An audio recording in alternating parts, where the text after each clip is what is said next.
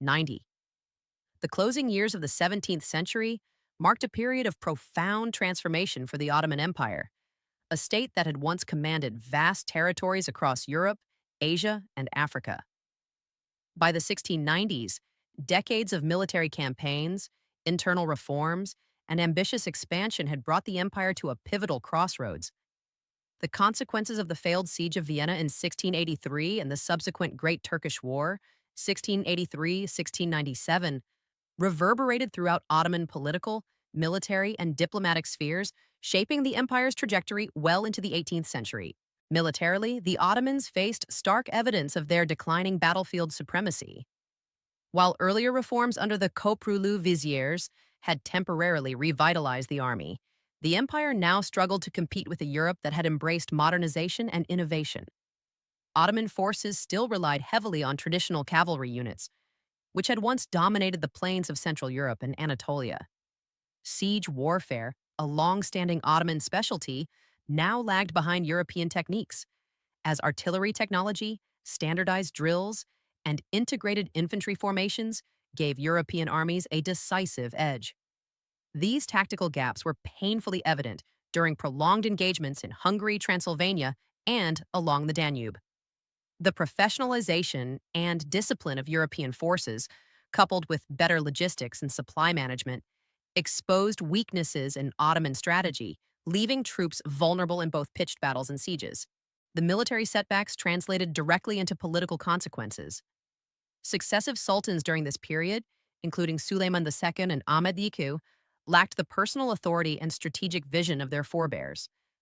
While the sultans remained figureheads of imperial legitimacy, the real levers of power increasingly rested in the hands of grand viziers and palace administrators.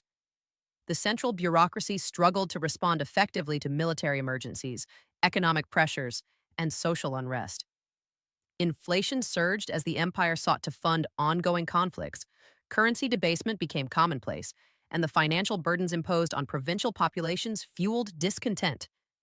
The Janissaries, once the backbone of Ottoman military might, had become a politically assertive and increasingly resistant force, complicating attempts at reform and further undermining the stability of the central administration.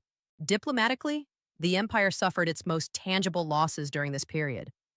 The Treaty of Carlowitz, signed in 1699, represented the first major territorial concessions by the Ottomans in Europe. For the first time in its history, the empire was forced to cede large swathes of European land to rival powers. The Habsburgs retained control over Hungary and Transylvania, consolidating their position in Central Europe and creating a buffer against future Ottoman incursions. Poland recovered Podolia, a region of strategic importance along the southeastern frontier. Venice secured significant gains along the Dalmatian coast and in the Peloponnese, reinforcing its maritime presence in the eastern Mediterranean. These territorial adjustments were not merely administrative, they signaled a fundamental shift in the balance of power, heralding an era in which the Ottomans would increasingly defend existing holdings rather than expand into new lands. The Treaty of Carlowitz also carried immense symbolic weight. The Ottoman Empire, long perceived as the unstoppable Eastern power advancing into Christian Europe, now faced the reality of strategic retreat. This transition from a conquering state to a power-managing decline forced Ottoman leaders to grapple with questions of identity, legitimacy, and policy adaptation. How could an empire that had once dictated terms on three continents redefine itself in a world where European states increasingly coordinated their military and diplomatic efforts? The treaty crystallized the limits of Ottoman revival achieved under the Koprulu viziers and underscored the need for broader institutional reform. Domestically, the post-Carlowitz years highlighted the challenges of managing both internal and external pressures simultaneously. Economic strain remained severe as the cost of sustained warfare, coupled with declining revenues from ceded territories, put immense pressure on the treasury. Inflation eroded purchasing power, and urban populations, particularly in major centers like Istanbul, faced rising prices for food and essentials. Social unrest, including sporadic revolts in provinces and growing dissatisfaction among military elites, reflected the broader sense of uncertainty. In response, Grand viziers and palace officials attempted to centralize authority, reform tax collection, and maintain discipline among the janissaries. But these measures were limited by structural weaknesses within the empire and the scale of the challenges at hand. The Ottoman military, while still formidable in many respects, also began to confront the consequences of technological and organizational stagnation. European armies had embraced gunpowder based artillery, coordinated infantry and cavalry tactics, and professionalized training regimens that gave them a strategic advantage over Ottoman forces. In contrast, Ottoman reliance on older models of warfare, combined with internal political friction, reduced the effectiveness of campaigns and limited operational flexibility. The failures of the late 17th century demonstrated that temporary revival under a strong vizier could not substitute for systemic modernization and continuous adaptation. Diplomatic engagement became increasingly reactive as the empire sought to secure its borders and negotiate from a position of relative weakness. The Treaty of Carlowitz set a precedent for future agreements in which Ottoman leadership recognized the growing influence of European coalitions. This new geopolitical reality required a reorientation of foreign policy, emphasizing defensive strategies, alliances, and selective engagement rather than aggressive expansion.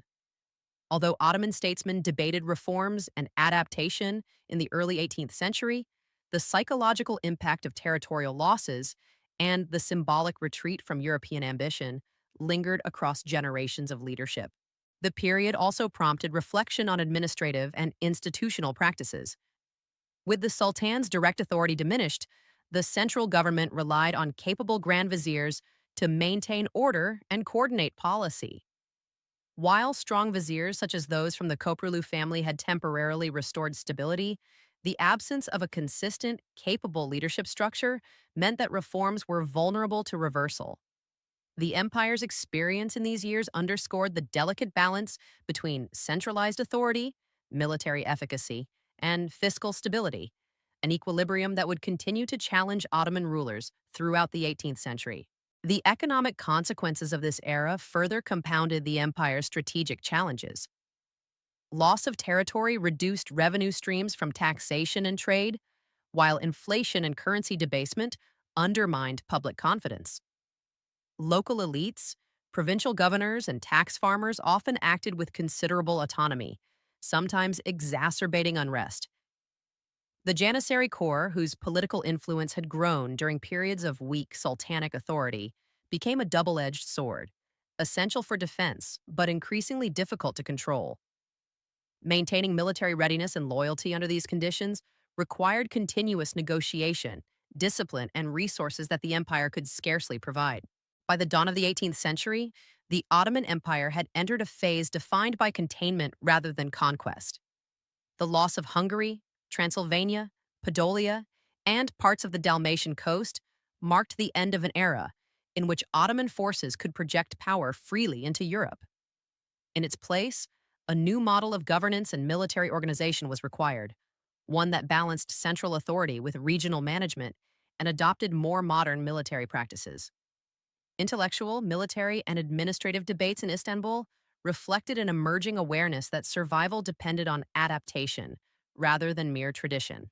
In conclusion, the years 1697 to 1700 were pivotal in redefining the Ottoman Empire's position in Europe and the broader world. Military shortcomings, economic pressures, and administrative challenges highlighted the limitations of prior reforms. The Treaty of Carlowitz not only codified significant territorial losses, but also symbolized a transition from an expansionist empire to a state compelled to manage decline.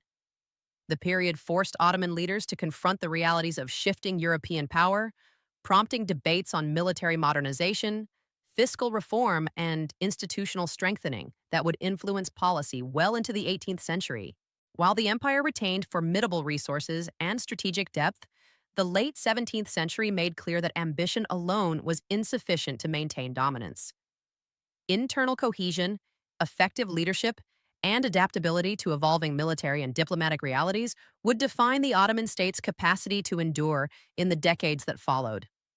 The Treaty of Carlowitz thus stands as both a landmark in Ottoman diplomacy and a cautionary moment, signaling the end of unchallenged expansion in Europe and the beginning of a new era in which survival required innovation, prudence, and strategic foresight.